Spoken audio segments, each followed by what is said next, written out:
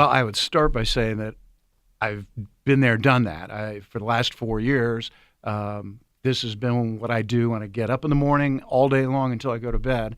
I love this job, and I think the team we've put together is doing a really good job for the people of Ohio. I've mentioned a couple of the statistics.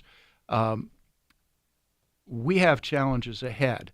There are lots and lots of issues that are coming around the bend. We have local governments, and some of them are very healthy. Some of these local governments are struggling just to make payroll, and a stiff wind off the lake is going to push them over the edge of the cliff. So one of the things that I'm looking at right now and preparing for the next General Assembly is to look at how we can gauge the impacts of the decisions that happen here in Columbus back home in the local communities. Right now, I think the last time we had this set of discussions, beginning of the last session, we didn't have real good metrics to be able to measure what the impacts were going to be. I want to do that. Another thing that's coming up is data integrity. Some of your listeners might have read about the cheating scandal at the Columbus Public Schools and a few other systems around the state.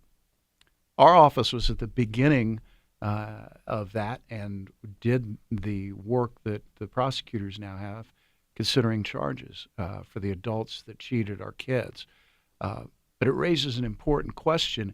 If we're going to rely on performance metrics and data to drive our decisions about authority and resources and money and staffing, how do we know that the data is good?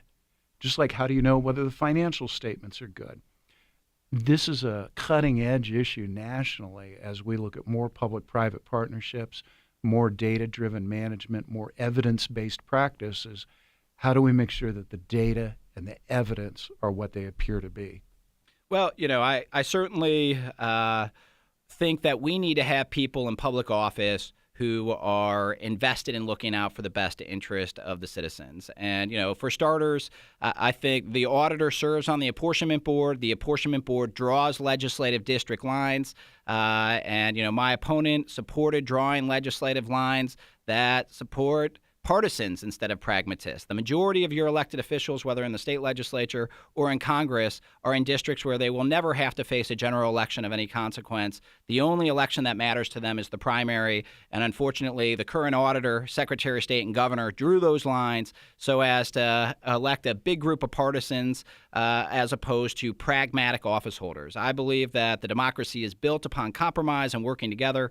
I will support on the apportionment board drawing competitive districts so as to have folks whose political incentives, that being working for both Democrats and Republicans and independents alike, drive them to compromise and working together.